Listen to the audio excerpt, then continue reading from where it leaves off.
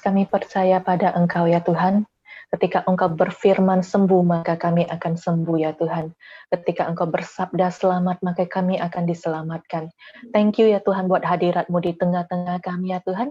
Bahwa kami duduk diam ya Tuhan, seperti Maria ya Tuhan, mendengar apa yang menjadi suara-Mu, apa yang menjadi isi hati-Mu. Sembunyikan-Ku di balik salib Engkau ya Tuhan, dan penuhi setiap kami ya Tuhan, seluruh pikiran kami, hati kami ya Tuhan, akal budi kami, jiwa kami ya Tuhan, hanya tertuju kepada Engkau.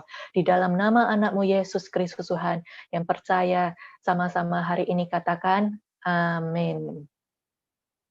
Selamat pagi seluruh jemaat yang ada di Sumatera. Senang setiap kita dapat berkumpul selalu di pagi hari untuk menyembah Tuhan bersama-sama. Biar kasih setia Tuhan senantiasa menyertai setiap umat-Nya, selalu baru setiap pagi, dan kita semua percaya itu sebab Allah kita adalah Allah yang begitu mengasihi setiap kita. Tema pada pagi hari ini, kita akan merenungkan tentang semak duri. Di slide yang pertama, saya minta persiapkan PowerPoint. Anda andai ada di taman, penuh dengan tanaman yang seperti ini. Ya, di slide pertama, lalu ada semak duri di antaranya. Ketika itu terlihat di taman kita, pastilah akan dicabut dan dibuang. Seperti gambar yang ada di Anda lihat di layar Anda, saya minta PowerPoint-nya di lembar yang kedua. Bagaimana jika semak duri, ketika kita melihat semak duri ini, pastilah kita akan cabut dan membakarnya. Bagaimana jika semak duri yang dibakar itu tidak padam-padam apinya? Pasti kita akan memeriksa kembali. Kok bisa? Apa yang terjadi dengan semak duri ini? Saya bakar, kenapa nggak habis-habis?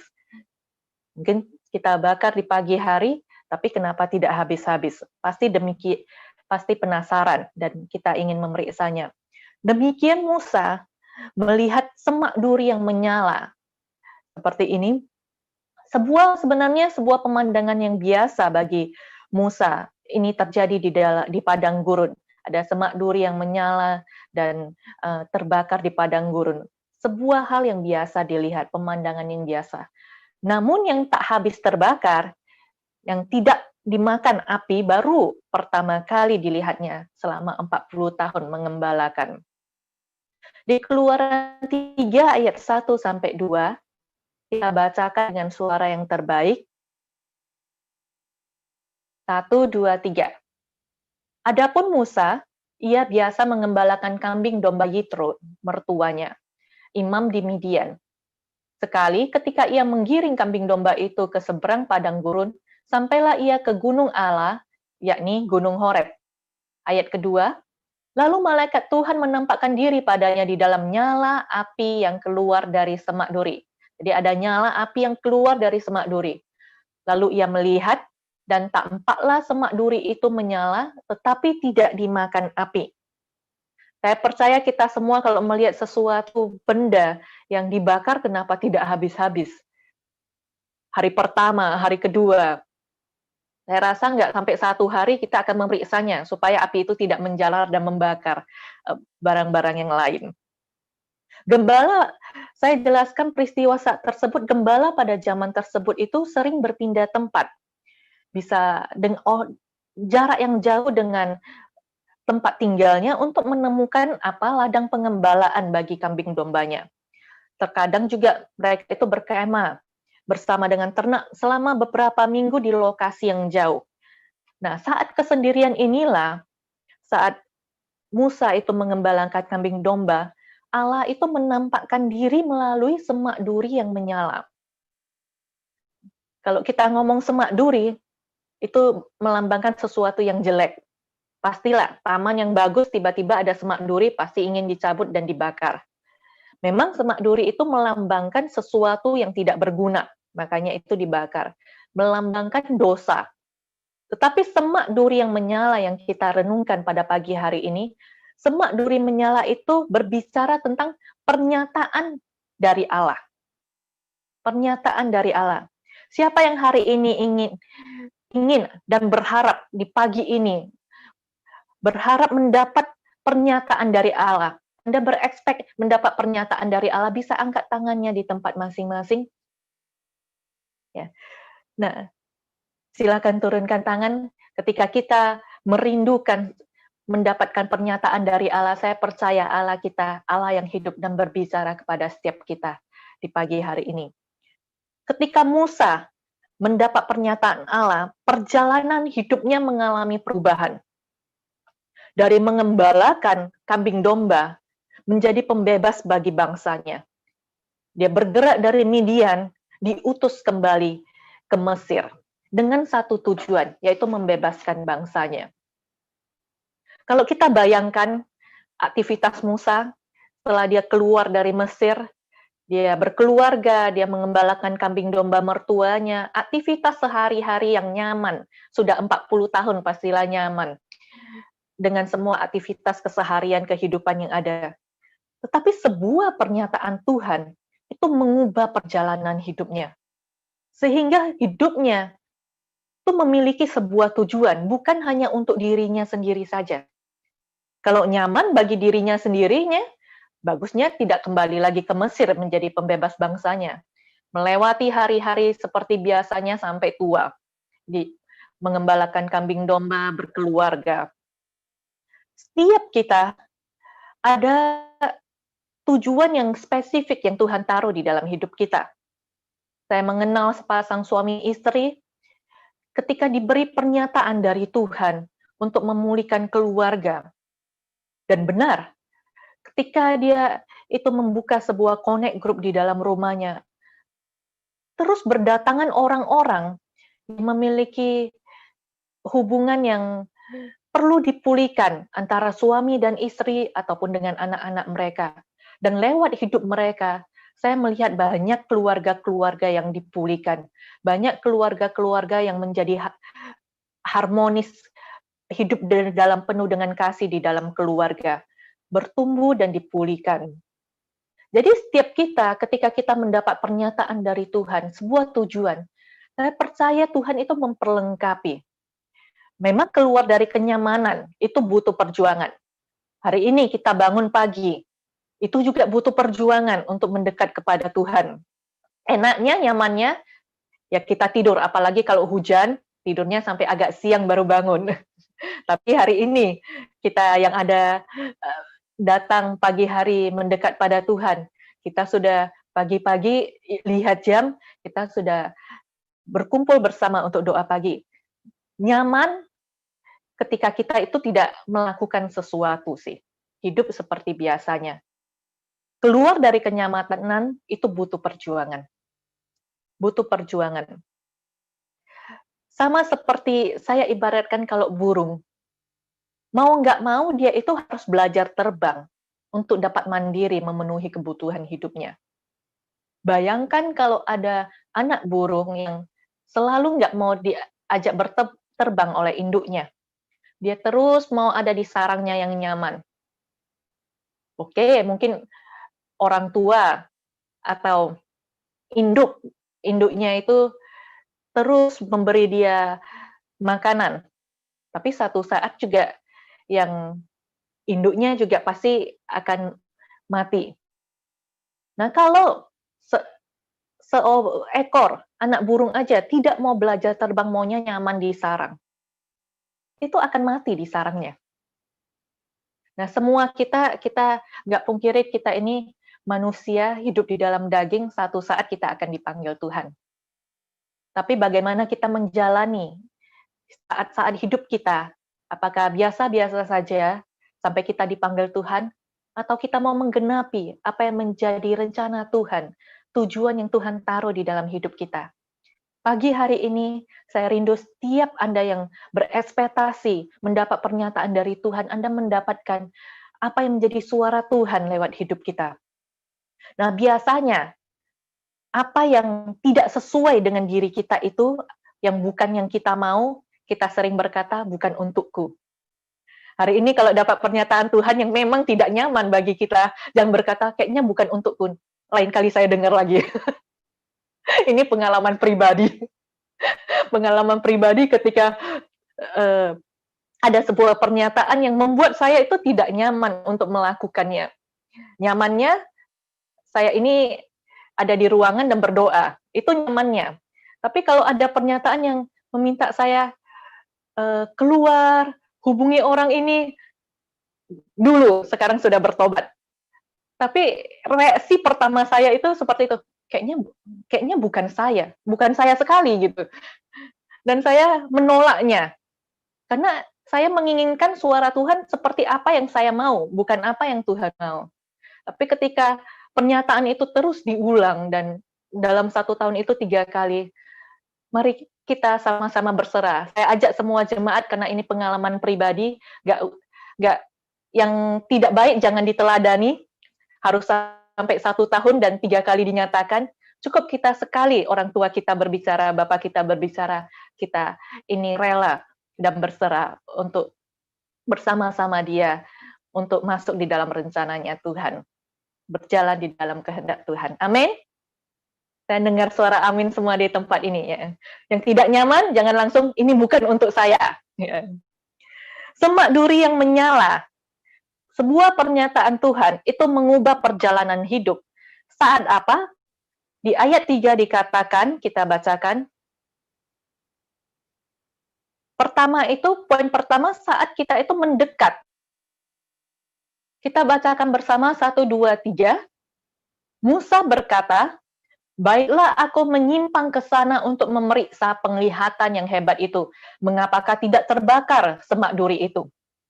Jadi apa yang dilakukan Musa? Musa itu menyimpang ke sana, memeriksa penglihatan yang hebat itu. Semak duri tidak mengejarnya atau memaksanya. Kalau Musa kemana, semak duri itu tiba-tiba mengejarnya, ada di belakangnya, ya itu mungkin dia lari ketakutan dan terbirit-birit.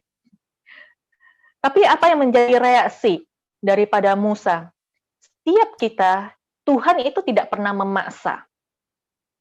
Ketika dia menyatakan sesuatu, itu juga dari kita, sebagian kita, untuk mau rela melakukannya.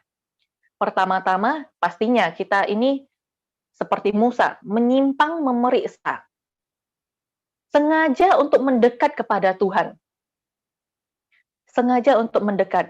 Karena semak duri tetap ada di sana, dan tidak akan terjadi apa-apa kalau Musa itu tidak menyimpang dan memeriksanya. Dia tidak akan mendapatkan apa yang menjadi pernyataan Tuhan jika dia mengabaikannya. Mungkin kita juga memang sudah mendapatkan pernyataan Tuhan, tapi kalau kita mengabaikannya, tidak terjadi apa-apa. Memang Tuhan tetap mengasihi kita, tapi hanya sayang sekali, hidup kita ini hanya 1 kali, biarlah kita hidup maksimal untuk memuliakan Tuhan. Ketika kita mau mendapat pernyataan dari Allah, sengajalah untuk mendekat, bahkan untuk mencari tahu. Amsal 25 ayat 2, di sana dikatakan, kemuliaan Allah adalah merahasiakan sesuatu, tetapi kemuliaan raja-raja ialah menyelidiki sesuatu. Jadi sengaja mendekat dan memeriksanya. Saya beri contoh misalnya hari ini, ketika saya membaca renungan firman Tuhan, saya melihat tentang semak duri yang menyala. Jika saya hanya sekilas merenungkan, saya itu hanya mendapat, oke, saya tahu Tuhan semak duri itu nggak lari, tapi Musa itu harus menyimpang dan memeriksanya. Musa itu harus sengaja mendekat. Hanya itu. Tetapi ketika ini direnungkan lebih dalam, ketika ini kita sengaja memeriksa ketika apa yang menjadi rema, apa yang menjadi logos, Alkitab, firman Tuhan, kita dapatkan, kita menggali lebih dalam, ternyata itu berbicara kepada banyak hal. Sehingga banyak hal yang disampaikan nggak cukup nanti kita hanya bahas 4 ayat di pagi hari ini dan akan bersambung di 2 minggu lagi di doa pagi selanjutnya kita akan bersambung di semak duri yang kedua. Jadi bukan hanya nonton drakor aja yang bersambung, tetapi firman Tuhan kita juga ikut sambungannya. Kedua itu, yaitu menjawab. Ayat 4, ayat yang terakhir kita bacakan. Di sana dikatakan, Kita bacakan 1, 2, 3. Ketika dilihat Tuhan bahwa Musa menyimpang untuk memeriksanya, berserulah Allah dari tengah-tengah semak duri itu kepadanya, Musa, Musa, dan ia menjawab, ya Allah. Lihat, ketika kita pagi hari ini sengaja mendekat kepada Tuhan, menyimpang dan memeriksanya, Tuhan itu berkata-kata. Dia memanggil nama kita. Sama seperti dia memanggil Musa. Dan apa jawab kita? Anda bisa jawab di rumah masing-masing? Ya Allah. Saya ajak kita merenungkannya. Sama-sama kita berkata, ya Allah. Kita sama-sama juga menyembah seperti ini. Ku jawab, ya, ya, ya. Ku jawab, ya, ya, ya. Ku jawab, ya Tuhan. Ku jawab, ya Tuhan. Ku jawab, ya, ya, ya. Itu ya-nya sudah dari 10 kali. Jadi Tuhan menuntun apa, ingat jawabnya, ya. Kalau Anda lupa, nyanyikan kembali penyembahan ini. Jawabnya ya, ini bukan untuk saya. Kita sama-sama belajar hari ini ketika kita mendekat, Tuhan berkata, Tuhan berseru, lalu kita menjawab. Pagi hari ini kita akan belajar mendengar suara Tuhan adalah hal yang natural. Katakan, mendengar suara Tuhan adalah hal yang natural. Di Yohanes 10 ayat 27 dikatakan, domba-dombaku mendengarkan suaraku dan aku mengenal mereka. Mereka mengikut aku. Jadi tidak perlu usaha keras dari kita. Kayak berusaha begitu keras untuk mendengar suara Tuhan. Kita hanya perlu frekuensi yang tepat untuk mendengar suara Tuhan. Sebenarnya apa frekuensi itu? Nanti sambungannya. Yang penting kita dengan segenap hati, segenap jiwa kita, akal budi kita itu menyembah Tuhan. Itu frekuensi yang tepat. Ya. Untuk mendengar suara Tuhan, kita nggak bisa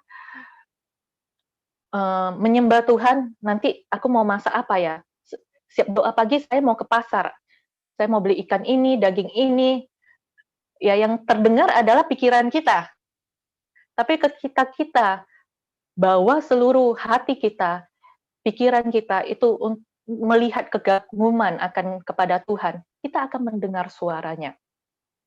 Sehingga kita tidak perlu berusaha keras.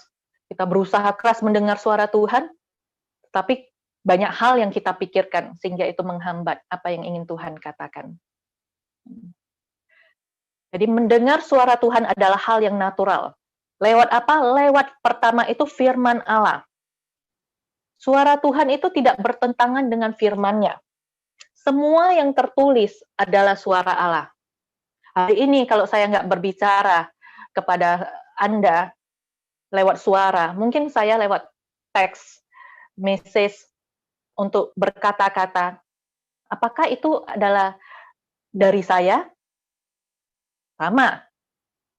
Jadi, apa yang kita dengar secara audible dan apa yang kita baca secara tertulis, itu semua dari Allah.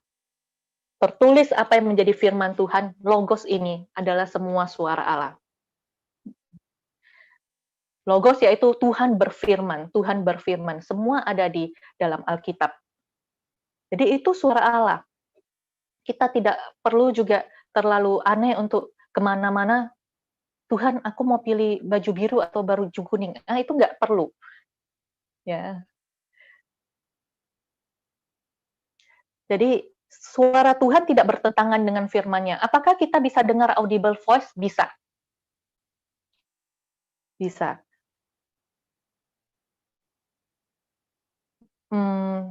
Saya pernah, bukan yang panjang suaranya, tapi saya pernah di sebuah tempat itu kayak dipanggil. Sama seperti ini, Elisa, Elisa. Dan saya terbangun, dan saya berdoa. Saya tahu ini waktunya Tuhan memanggil untuk berdoa, walaupun itu kayaknya pukul tengah malam sih. Tengah malam. Saya kemarin sih diingatkan bukan tentang Musa, tapi saya ingat Samuel. Ketika dia dipanggil harus cepat, jangan ragu, berdoa. Dan di sana ada hal-hal yang Tuhan ingin sampaikan. Jadi lewat apa? Lewat firman Tuhan. Semua apa yang ada di Alkitab, yang tertulis, itu semua firman Tuhan. Lewat sana. Lalu kedua, suara Roh Kudus yang ada di dalam batin kita. Suara Roh Kudus di dalam batin kita. Roh Kudus akan seperti dalam tanda kutip itu bisa seperti alarm ya. Mungkin kalau ketika kita bangun atau itu mengingatkan kita apa yang sudah kita baca di dalam firman-Nya itu diingatkan untuk menghidupinya. Mengatakan melakukan sesuatu ketika itu mendukakan hati Tuhan. Nurani ini, Roh Kudus dapat berbicara lewat nurani kita itu, hati kita itu bisa nggak tenang. Misalnya, kita duduk di sebuah kumpulan, dan ketika orang-orang bergosip, kita juga mulai ikutan. Tapi tiba-tiba di hati ini, ada sebuah peringatan, ada sebuah teguran. Stop, stop. Jangan mengatakan kata-kata yang tidak perlu mungkin. Atau hanya stop, kita harus sudah tahu. Roh Kudus sudah berbicara.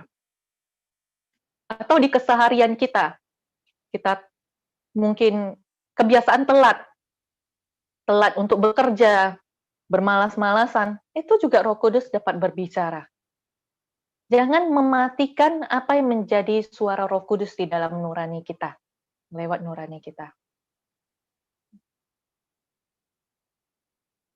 Lalu ketiga, yaitu peristiwa-peristiwa yang terjadi di dalam kehidupan kita. Lewat peristiwa yang terjadi di sekitar kita, kita bisa muncul dan merasakan mau berbicara tentang apa. Benar, saya melihat sebuah situasi dan saya tahu saya perlu mendoakan kesatuan di tempat ini. Keempat, yaitu doa dan bahasa roh. Karena ketika kita berdoa, kita itu berkomunikasi dengan Tuhan. Kita membangun hubungan dengan Tuhan, berkomunikasi dengan Dia. Dan ketika kita berbahasa roh, itu mengucapkan perkara-perkara yang rahasia. Jadi berdoalah dengan akal budi kita, pikiran kita arahkan kepada Tuhan ketika kita berbahasa roh.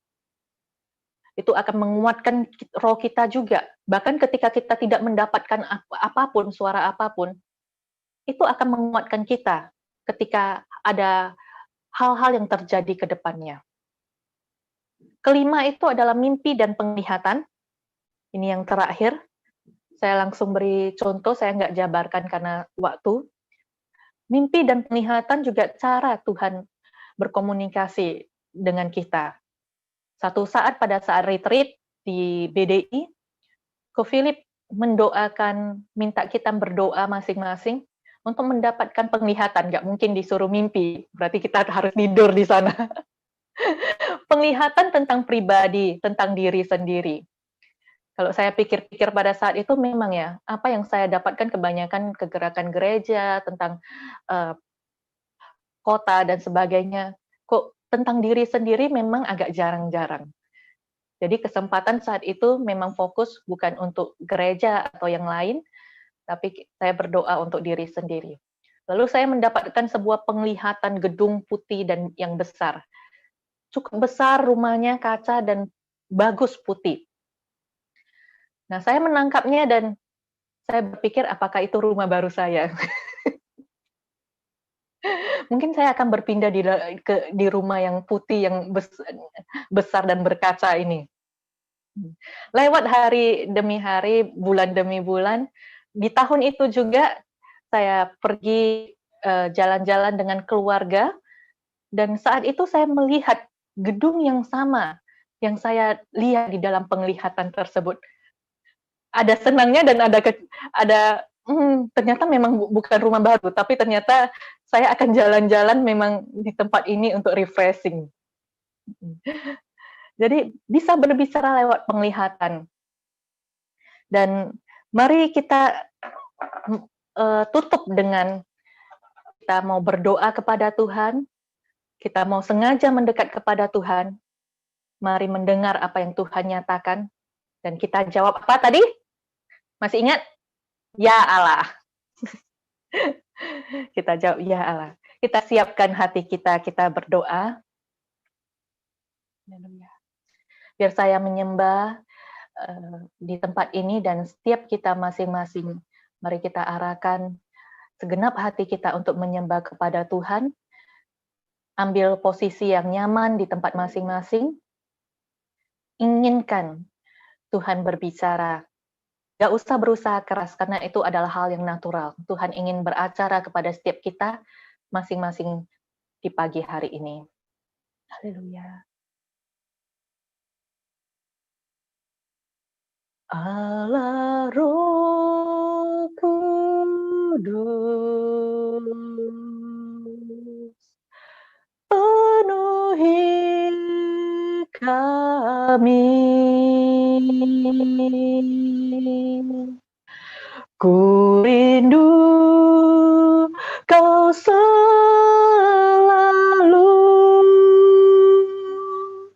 dalam hidupku.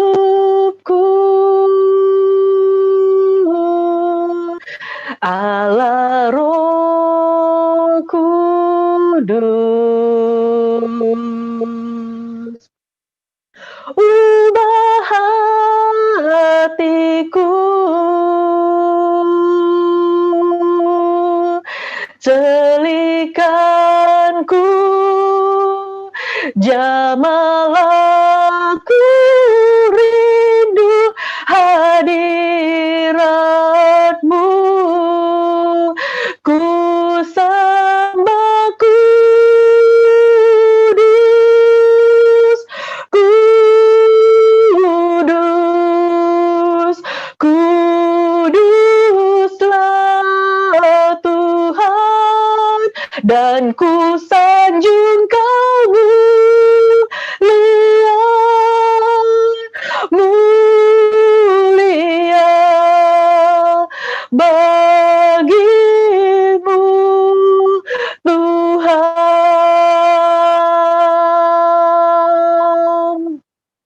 Allah Roh Kudus, penuhi kami. Ku rindu Kau selalu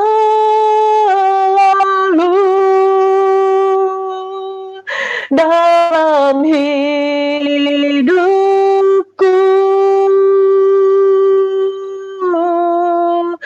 Allah Roh Kudus,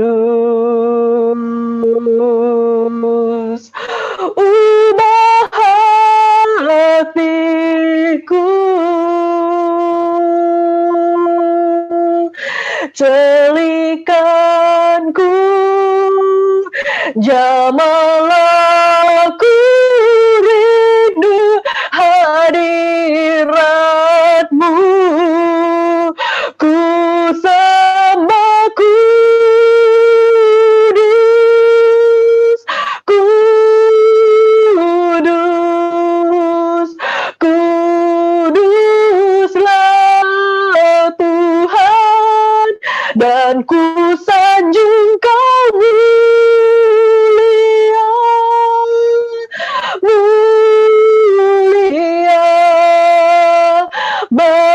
bagi-Mu Tuhan, ku sembah Kudus,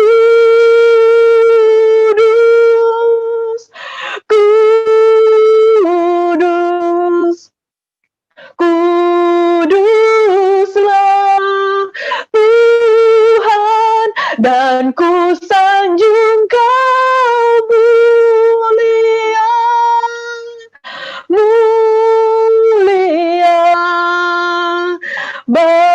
bagi-Mu Tuhan, bagi-Mu Tuhan.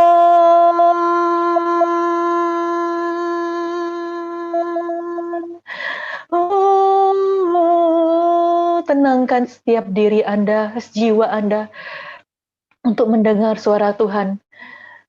Buka telinga rohani mereka ya Tuhan. Celikkan setiap mata rohani di tempat ini. Semua indera rohani dibukakan di dalam nama Yesus Kristus Tuhan. Setiap selubung dikoyakkan saat ini di dalam nama Yesus Kristus Tuhan. Beracaralah biar setiap pribadi lepas pribadi. Biar Anda ekspektasi, inginkan apa yang Tuhan nyatakan lewat kehidupan pribadi Anda. Bukan tentang hal-hal yang lain, inginkan apa yang Tuhan ingin sampaikan untuk Anda secara pribadi.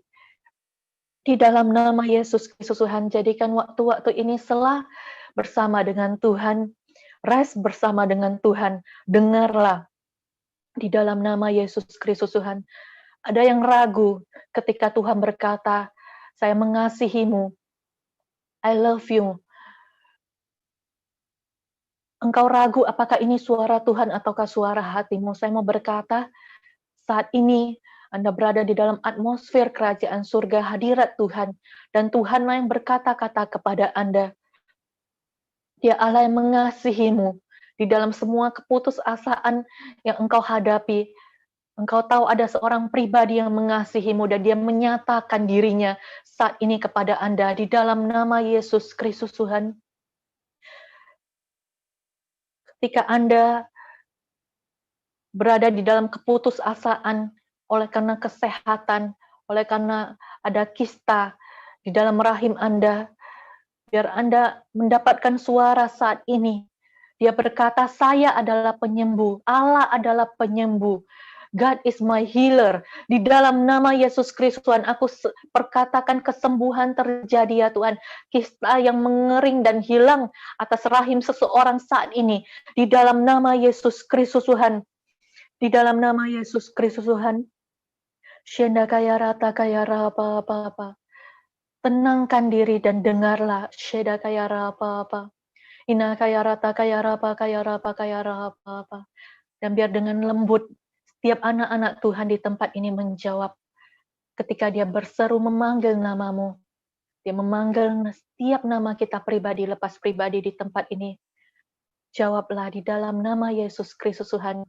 Saya bisa minta ketika Anda yang sudah mendapatkan pernyataan dari Tuhan, Anda bisa mengangkat tangan di tempat Anda berada. Sheda kaya rata kaya rapa. Ina kaya rata kaya rapa. Ina kaya rapa. Saya minta turunkan tangan Anda. Anda yang belum mendapat, saya minta Anda mengangkat tangan saat ini. Saya berdoa di dalam nama Yesus Kristus Tuhan. Shenda kaya rata kaya rapa. Ina kaya rapa. Ina kaya rapa. Tuhan berikan pernyataan-Mu ya Tuhan. Lewat firman Tuhan. Lewat suatu kata yang itu menyegarkan setiap jiwa, satu perkataan daripada Engkau. Ya Tuhan, dari tempat Allah yang Maha Tinggi, satu perkataan itu menguatkan setiap kami. Dan saat ini terima suara Roh Kudus lewat batin-Mu di dalam nama Yesus Kristus Tuhan.